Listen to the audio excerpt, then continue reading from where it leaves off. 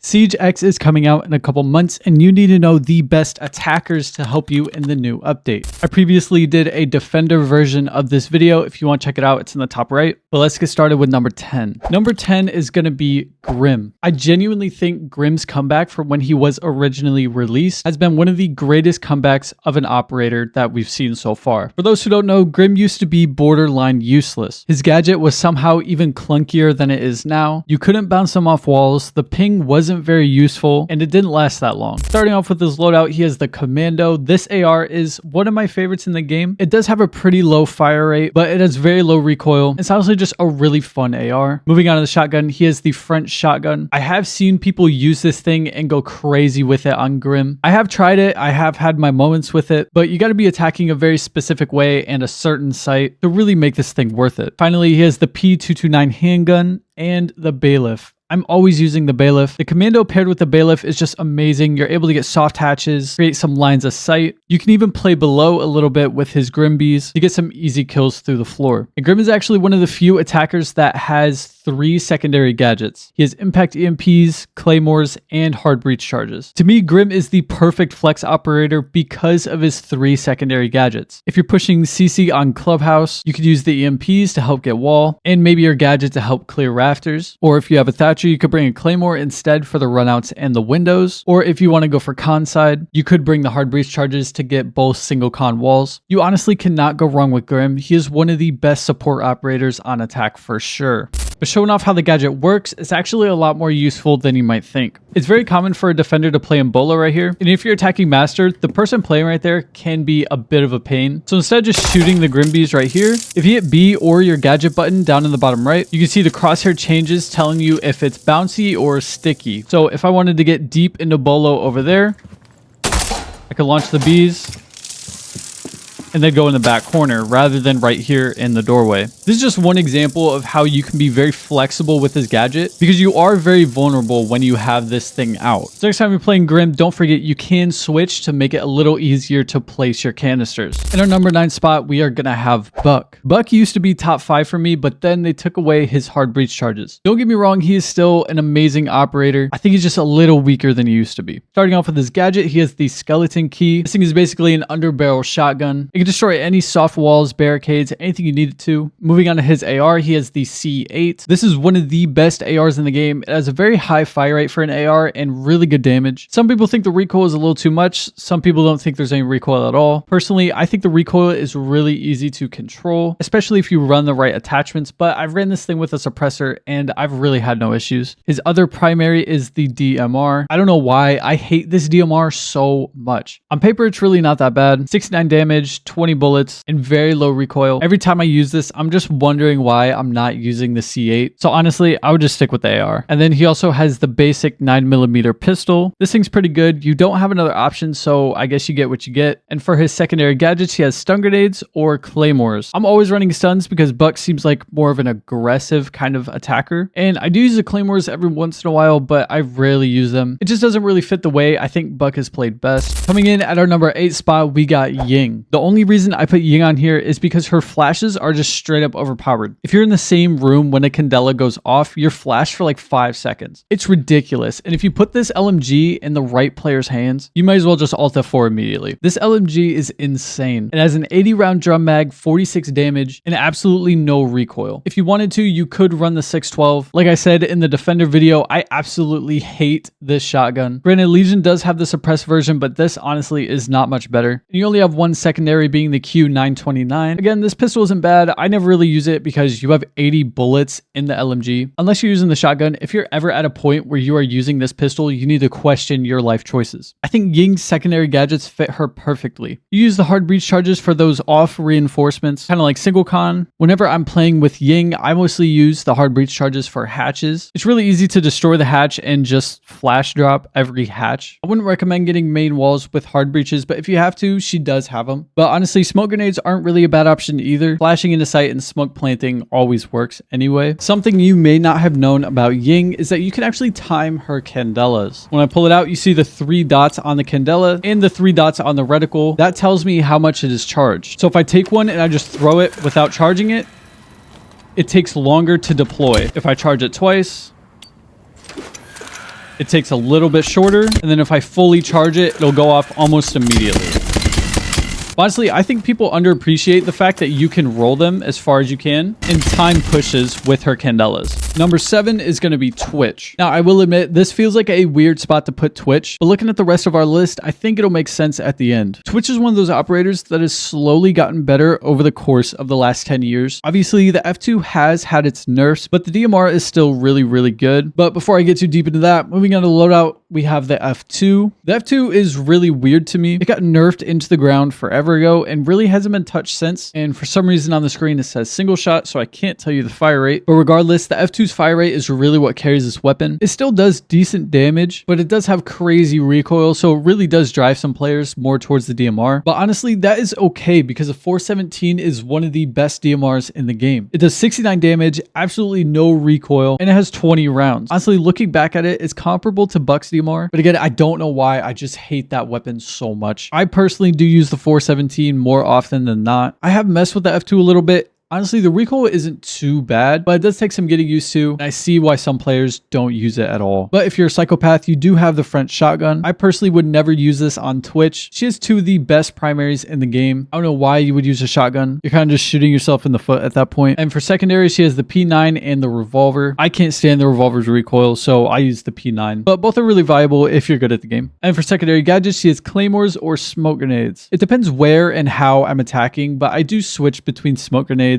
and claymores. If no one's running claymores and I know we need some, I'll choose claymores. If I think we need smoke grenades more than claymores, I'll run the smoke grenades. It's really just preference, and it kind of takes some game sense and understanding to know when to use certain gadgets. But the shock drone has really just gotten better over the past 10 years, other than the fact that you used to be able to use this thing in prep phase. Honestly, looking back at that, that was insane. I don't know why that was allowed, but I guess it did get removed in the end, so it doesn't really matter. Moving on to number 6, I got Maverick. If you are in the high ranks, you understand how good Maverick can be. Players are getting very, very good at bandit tricking, Cade tricking, and two-brow tricking. Maverick counters every single one of those. If you have a good Maverick main in your stack, tell them you love them, because Maverick is honestly not an easy operator to learn at all. Even I personally suck at Maverick tricking. For Maverick's loadout, he has 2 of the best primaries in the game. And honestly, you can go either way with both of these guns. The AR-15 is also on two-brow, and I talked about this in the Defender video, but it is one of the strongest guns in the game that isn't Tachanka's LMG. It's very low recoil, so you can get away with a suppressor on it, and the suppressor could be fun. You can rat with little tiny Maverick holes across the map, and defenders will have no idea where you're shooting at them from. But personally, I play Maverick as more of an aggressive attacker, so I'm using the M4 on him most of the time. It's really a shame that this AR is only on Maverick and Striker. I wish they would give it to more operators. It's honestly such a really fun gun, but again, it has no recoil, really good fire rate, pretty good damage. Yeah, I really wish they would put this on more attackers. And then you have the Tac Ops pistol. This thing's pretty good. It does do 55 damage, so if you ever do run out of ammo, you do have a reliable secondary. And the Maverick, again, a really good flex operator. He has 3 secondary gadgets. Using your secondary gadgets properly allows you to play an attacker in any way you want. If you want to sit and rat across the map or on a hard breach, you could use claymores. If you want a Maverick trick and get into sight easily, you could either run the flashes or the smoke grenades. I would show you guys the Maverick tricking, but I don't have any friends.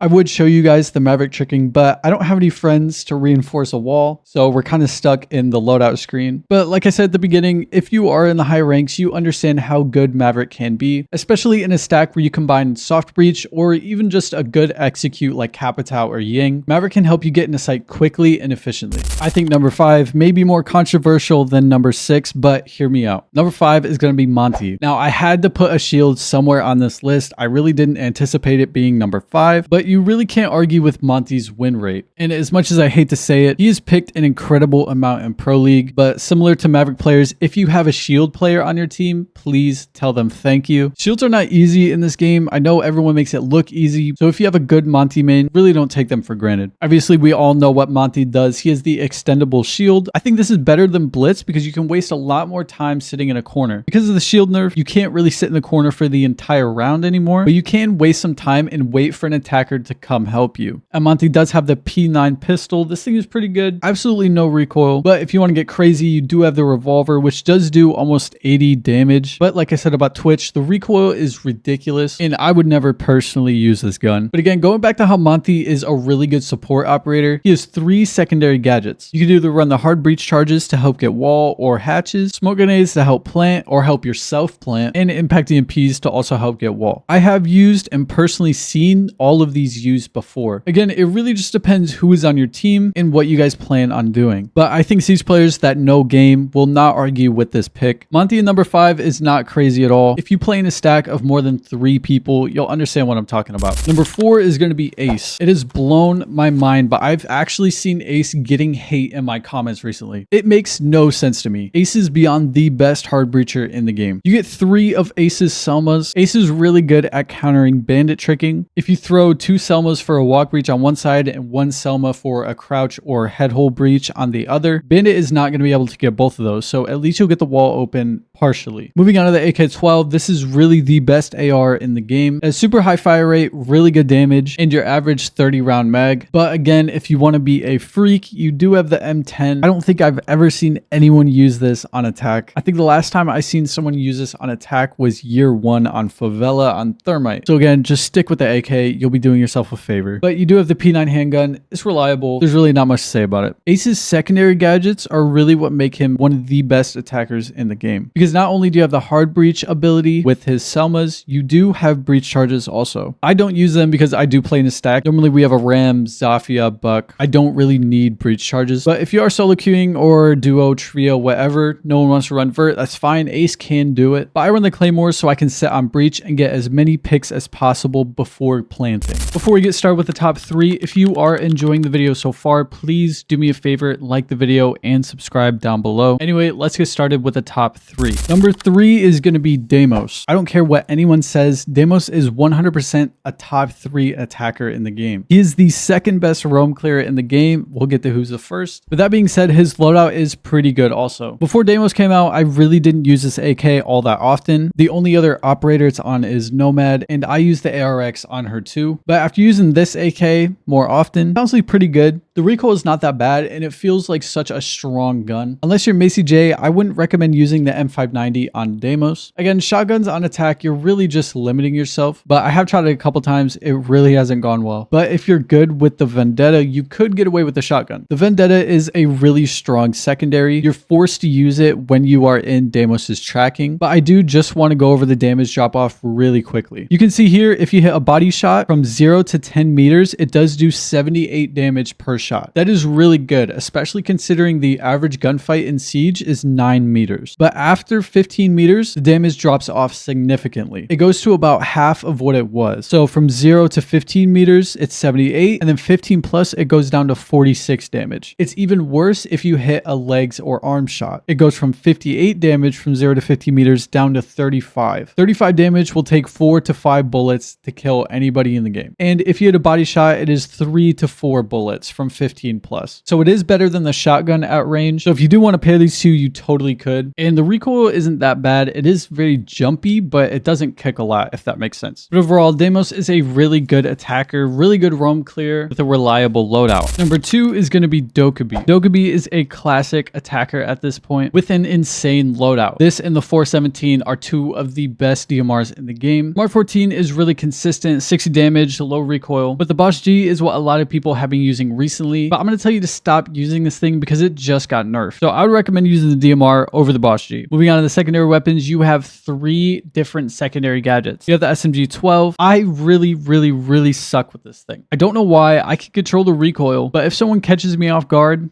I am missing every single shot. And you do have the C75 auto. Apart from Thorn, I don't know why you would ever use this thing, but when I do use it on Thorn, it's honestly pretty good. I wish they would give it some kind of reticle, but its recoil pattern down here is definitely fake. There's no way that it kicks that much. It really doesn't when you're in game. And you do have the Gon 6 to clear utility. If Dokabe had some form of AR, I would use the Gon 6 over the SMG-12, but you do need some kind of automatic weapon. Moving on to secondary gadgets, you have 3, just like every really good support operator has. You can either use smoke grenades, flash grenades, or impact EMPs. All of these secondary gadgets are really good. I think the flash grenades are the most popular among players, but personally, I use the EMPs to help get wall or hatches. Dokabe's logic bomb is really good. It's the best roam clearing gadget. It can be countered by mute, so it's not entirely overpowered. If they have a mute and you're trying to push sight with the logic bomb, you're really gonna have a hard time getting your use out of it. But that is just one aspect of her gadget. The other aspect is it knocks cams out for every defender for 10 seconds, I believe. So if you're in a 1v1 with Dokabe and you use your logic bomb, all the dead defenders on the other team won't be able to give callouts on cameras. That would be a perfect use of Dokabe in that scenario. But yeah, there's not a lot to say about Dokabe. She's just really good. I think everybody knows that. But of course, let me know what you think down below. And finally, for our number 1 attacker to bring with you into Siege X, it's going to be Zero. The hate for Zero is ridiculous. Zero's Argus launcher is one of the strongest gadgets on attack. And that's not even talking about his loadout yet. With the Argus launcher, you have 6 cameras to shoot anywhere you want. You can use them for flanks, intel, even to destroy gadgets and help get wall. Zero is an intel machine. Like I just said, you have 6 cameras on the Argus launcher, but of course you still have 2 drones in your pocket. That means if you run a Zero, you have 8 total cameras for one operator alone. Moving on to his loadout, he has the SC3000 and the MP7. Whenever I upload a Zero video, I get comments telling me to use the other weapon. It's hilarious because I use both and it really just depends on what mood I'm in. If I want to mow down anybody from a distance, I'll use the SC3000. If I want to get super aggressive and just have a reliable SMG with an ACOG, I'll use the MP7. And I suggest if you play Zero, you give both of them a shot. They're both really good and have their own uses. Moving on to secondaries, Zero has the pistol that everybody in the freaking game has, and also the Gon 6. This is great to get rid of Maestro cams, Melusis, shields, anything you need it to. And you do have hard breach charges or claymores. I use the hard breach charges for hatches or to help get main breach. But again, you could use the claymores. It really just depends on what you're trying to do. But like I've said in previous videos, I will die on this hill. Zero is the best attacker in the game. And honestly, you could make a case for the best operator in the game. But that'll be it for our 10 attackers to bring with you into Siege X. Let me know what you think of the list down below. I really don't think a lot of these takes were controversial, but again, that's what the comments are for, I guess. Anyway, I hope you enjoyed the video and I will talk to you all later.